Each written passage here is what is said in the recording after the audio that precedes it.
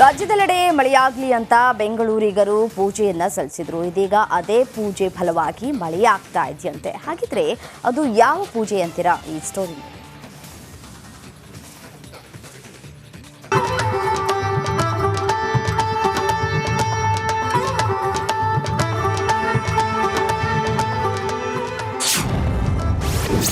ಮಳೆಗಾಗಿ ಬೆಂಗಳೂರಿಗರಿಂದ ವಿಶೇಷ ಪೂಜೆ. ಪ್ರಾರ್ಥನೆ ಫಲಿಸಿದ್ದಕ್ಕೆ ಸಮುದ್ರಕ್ಕೆ ಬಾಗಿನ ಅರ್ಪಣೆ. ಕಳೆದೆರಡು ತಿಂಗಳಿನಿಂದ ರಾಜ್ಯದಲ್ಲಿ ಭೀಕರ ಜಲಕ್ಷಾಮ ಉಂಟಾಗಿದ್ದು, ಮಳೆಗಾಗಿ ಕಂಡ ದೇವರಲ್ಲಿ ಪ್ರಾರ್ಥನೆ ಮಾಡೋದು ಸಾಮಾನ್ಯವಾಗಿದೆ. ಹೌದು, ಉತ್ತರ ಕನ್ನಡ ಜಿಲ್ಲೆಯ ಕಾರವಾರದಲ್ಲಿ ಬೆಂಗಳೂರು ನಿವಾಸಿಗಳು ಪೂಜೆ ಪ್ರಾರ್ಥನೆಗಳನ್ನ ಮಾಡಿದ್ದಾರೆ. ಅದರ ಫಲವಾಗಿ ಇದೀಗ ಎಲ್ಲೆಡೆ ಮಳೆಯಾಗುತ್ತಿದೆ.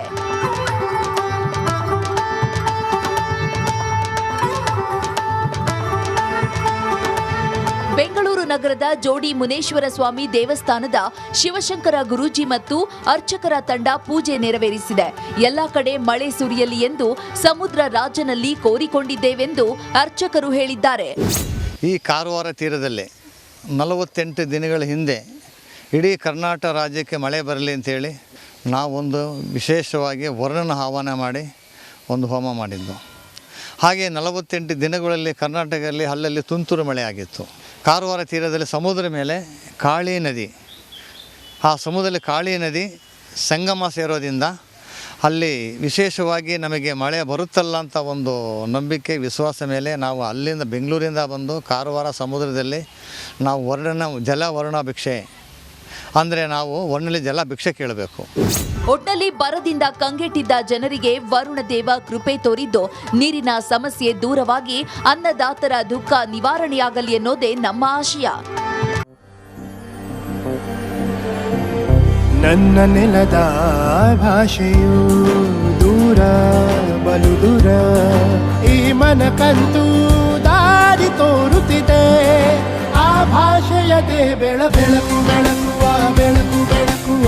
ದೂರ ಎಷ್ಟೇ ಹೋಗಿ ಈ ಭಾಷೆಯಿಂದ ದೂರವಾಗಲಾರಿರಿ. ವಿಮಲ್, ನಮ್ಮ ಭಾಷೆ ಕೇಸರಿ.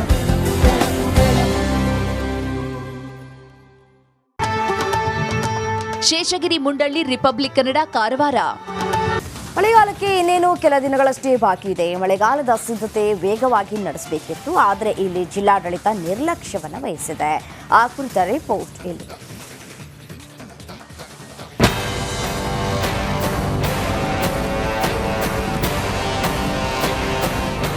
ಮಳೆರಾಯ ಈಗಾಗಲೇ ಅಬ್ಬರ ಆರಂಭಿಸಿದ್ದಾನೆ. ಹೀಗಾಗಿ ಮಳೆಗಾಲದ ಸಿದ್ಧತೆ ತ್ವರಿತಗತಿಯಲ್ಲಿ ಮಾಡೋದು ಅವಶ್ಯಕತೆ ಇದೆ. ಆದರೆ ದಕ್ಷಿಣ ಕನ್ನಡ ಜಿಲ್ಲಾಡಳಿತ ಮಾತ್ರ ದಿವ್ಯ ನಿರ್ಲಕ್ಷ್ಯವನ್ನೇ ತೋರುತ್ತಿದೆ.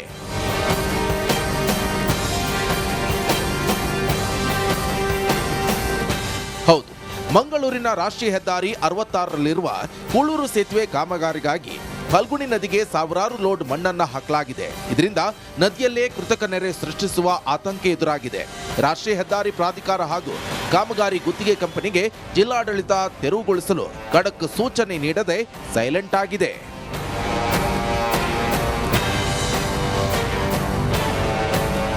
ಇಲ್ಲಿ 2000 ಮಣ್ಣು ಲೋಡ್ಗಿಂತ ಜಾಸ್ತಿ ಮಣ್ಣನ್ನು ಮಿಡ್ಲ್ ಆಫ್ ದ ಹೊಳೆಯ ಮಧ್ಯದಲ್ಲಿ ಹಾಕಿಟ್ಟಿದ್ದಾರೆ, ನದಿಯ ಮಧ್ಯದಲ್ಲಿ.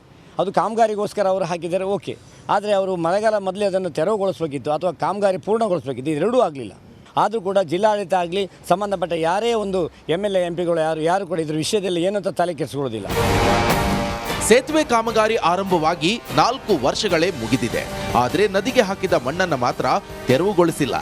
ನದಿಯ ಒಂದು ಕಡೆಯಲ್ಲಿ ಮಾತ್ರ ನೀರು ಹೋಗೋಕೆ ಜಾಗ ಮಾಡಿದ್ದಾರೆ. ಫಲ್ಗುಣಿ ಉಕ್ಕಿ ಹರಿದ್ರೆ ಮೇಲ್ದಂಡೆಯ ಅತ್ರಬೈಲು, ಮೇಲುಕೊಪ್ಪಳ ಪ್ರದೇಶಗಳಿಗೆ ಮುಳುಗಡೆ ಭೀತಿ ಎದುರಾಗಿದೆ.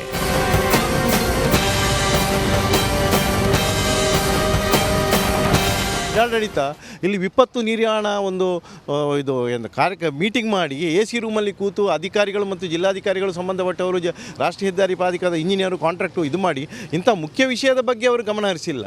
ನೋಡಿ, ಇದರಿಂದ ಇವರು ಹೇಳಿದಾಗ ಇಲ್ಲಿ ಈ ಮಣ್ಣು ಒಂದು ಅಲ್ಲ ಸರ್, ಒಂದು 3-4 ಸಾವಿರ ಲೋಡ್ ಮಣ್ಣಿದೆ. ಈ ಮಣ್ಣುಗಳನ್ನು ಕೊಚ್ಚಿಕೊಂಡು ಹೋಗಿ ಸುತ್ತಮುತ್ತ ಕೆಳಗಿನ ಪ್ರದೇಶದಲ್ಲಿ ಅಳಿವ ಬಾಗಿಲಲ್ಲಿ ಮೀನುಗಾರರಿಗೆ ಮತ್ತು ಜನವಸತಿಗೂ ತೊಂದರೆ ಆಗುವಂಥ ಇದಿದೆ. ಸೊ ಇದೊಂದು ಕೃತಕ ನೆರೆ ಎಂಥದ್ದು ನಮ್ಮ ಇದರ ಕಾಂಟ್ರಾಕ್ಟರ್ ಇರ್ಬೋದು, ರಾಷ್ಟ್ರೀಯ ಹೆದ್ದಾರಿ ಪ್ರಾಧಿಕಾರದ ಎಲ್ಲದಕ್ಕೂ ಇವರು ಹೊಣೆ. ಸದ್ಯ ಜಿಲ್ಲಾಧಿಕಾರಿ ವಿಪತ್ತು ನಿರ್ವಹಣಾ ಮಂಡಳಿಯ ಗಮನಕ್ಕೆ ತಂದು ಕ್ರಮಕ್ಕೆ ಸೂಚಿಸಿದ್ದಾರೆ. ಒಟ್ಟಾರೆ ಮಳೆಗಾಲ ಸಮೀಪಿಸುತ್ತಾ ಇದ್ದು ಇನ್ನಾದರೂ ದಕ್ಷಿಣ ಕನ್ನಡ ಜಿಲ್ಲಾಡಳಿತ ನಿದ್ರೆಯಿಂದ ಎಚ್ಚೆತ್ತು ಮಣ್ಣು ತೆರವುಗೊಳಿಸಿ ಕೃತಕ ನೆರೆಯನ್ನ ತಪ್ಪಿಸಬೇಕಿದೆ.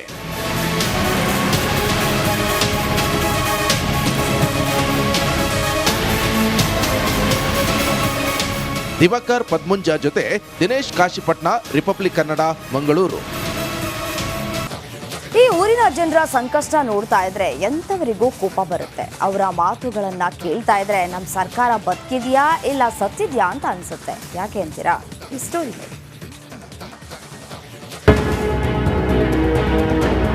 ನೀರು ಕುಡಿಬೇಕ್ರಿ. ಇಂತ 2 ವರ್ಷ ಆದ ಪೈಪ್ ಹಾಕಿದ್ರಿ, ಕನೆಕ್ಷನ್ ಕೊಟ್ಟಾರಿ, ವಿನಾಕಾರಣ ನೀರು ಹಾಕಿ ನೋಡ್ರಿ ನಮ್ಮ ಠಾಣೆಗೆ. ಅವ್ರ ಮಾಡಿದ್ರೆ ಅವ್ರು ಎಲೆಕ್ಷನ್ ಆತು, ಓಟ್ ಐತಂದ್ರ ಗಾವ್ ಮಾಡ್ತೀವಿ, ಇದು ಮಾಡ್ತೀವಿ ಅಂತ ಹೇಳ್ತಾರೆ. ಕುಡಿತೀರೇನ್ರಿ? ಬಂದ್ ನೋಡ್ರಿ, ಇಂಥ ನೀರು ಸೋಸ್ ಯಾಕೆ ನಾವು ಕುಡಿಬೇಕ್ರಿ? ಏನ್ರಿ ಸರ್ಕಾರದವ್ರಂತ ಸರ್ಕಾರ ಎಂತ ಸರ್ಕಾರದವ್ರಿ ನೀವು? ಅಬ್ಬಾ, ಈ ಮಹಿಳೆಯ ಆಕ್ರೋಶವನ್ನ ನೋಡ್ತಿದ್ರೆ ನಿಜಕ್ಕೂ ನಮ್ಮ ಸರ್ಕಾರದ ಆಡಳಿತ ವ್ಯವಸ್ಥೆ ಅದ್ಯಾವ ಮಟ್ಟಿಗೆ ಇದೆಯಪ್ಪ ಅನ್ಸುತ್ತೆ. ನೋಡ್ತಿದ್ದ ಪ್ರತಿಯೊಬ್ಬರ ಕೋಪ ನೆತ್ತಿಗೆ ಇರುತ್ತೆ. ಒಂದು ಕಡೆ ತಳ್ಳೋ ಗಾಡಿಯಲ್ಲಿ ಕಿಲೋಮೀಟರ್ ಗಟ್ಲೆ ಹೋಗಿ ನೀರು ತರ್ತಿರೋ ಜನ, ಇನ್ನೊಂದ್ ಕಡೆ ಗದ್ದೆಯ ಬೋರ್ವೆಲ್ನಲ್ಲಿ ನೀರು ತುಂಬ್ತಿರೋ ದೃಶ್ಯ, ಮತ್ತೊಂದ್ ಕಡೆ ಸಾಲು ಸಾಲು ಎತ್ತಿನ ಬಂಡಿ.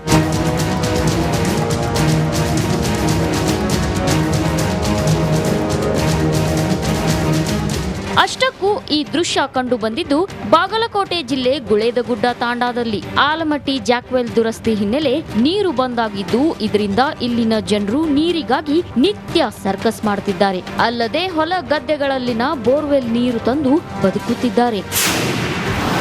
ಕಣ್ಮುಚ್ಚಿ ಕುಳಿತ ಅಧಿಕಾರಿಗಳು. ಇನ್ನು ಈ ಬಗ್ಗೆ ಸಂಬಂಧಿಸಿದ ಅಧಿಕಾರಿಗಳ ಗಮನಕ್ಕೆ ತಂದ್ರೆ ಯಾರು ಕೂಡ ಕ್ಯಾರೆ ಅಂತಿಲ್ಲ. ನೋಡೋಣ ಮಾಡೋಣ ಅಂತ ಬರೀ ಉಡಾಫೆ ಉತ್ತರ ನೀಡುತ್ತಿದ್ದಾರಂತೆ. ನಮ್ಮ ಗೋಳು ಕೇಳೋರು ಯಾರು ಅಂತ ಸ್ಥಳೀಯರು ಆಕ್ರೋಶ ವ್ಯಕ್ತಪಡಿಸುತ್ತಿದ್ದಾರೆ. 5 ಗಂಟೆ ಬೆಳಗ್ಗೆ 5 ಗಂಟೆ ಬರ್ಬೇಕ್ರಿ ಸರ, ಇಲ್ಲಿ ಪಾಳೆ ಹಚ್ಬೇಕ್ರಿ ಸರ. ಸಣ್ಣ ಮಕ್ಳಿಗೆ ಬಿಟ್ಟು ಬರ್ಬೇಕ್ರಿ ಸರ. ಮನ್ಯಾಗ ಅಡ್ಗಿ ಇಲ್ರಿ, ಏನು ಇಲ್ರಿ. ನೀರಿದ್ರ ಅಡ್ಗಿ ಮಾಡಾಕ್ರಿ ಸರ, ನೀರೇ ಇರುದಿಲ್ರಿ, ಅಡ್ಗಿ ಎಲ್ಲಿ ಮಾಡೋಣ್ರಿ. ಈ ಊರಿನ ಜನರ ಸಂಕಷ್ಟ ನೋಡ್ತಾ ಇದ್ರೆ ಎಂಥವರಿಗೂ ಕೋಪ ಬರುತ್ತೆ. ಅವರ ಮಾತುಗಳನ್ನ ಕೇಳ್ತಾ ಇದ್ರೆ ನಮ್ಮ ಸರ್ಕಾರ ಬದುಕಿದ್ಯಾ ಇಲ್ಲ ಸತ್ತಿದ್ಯಾ ಅಂತ ಅನ್ಸುತ್ತೆ. ಯಾಕೆ ಅಂತೀರಾ? ಈ ಸ್ಟೋರಿ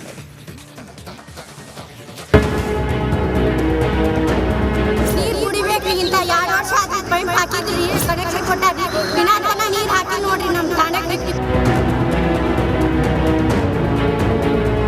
ಅವ್ರು ಮಾಡಿದ್ರೆ ಅವ್ರು ಎಲೆಕ್ಷನ್ ಆತು, ಓಟ್ ಐತಂದ್ರ ಗಾವ್ ಮಾಡ್ತೀವಿ, ಇದು ಮಾಡ್ತೀವಿ ಅಂತ ಹೇಳ್ತಾರೆ.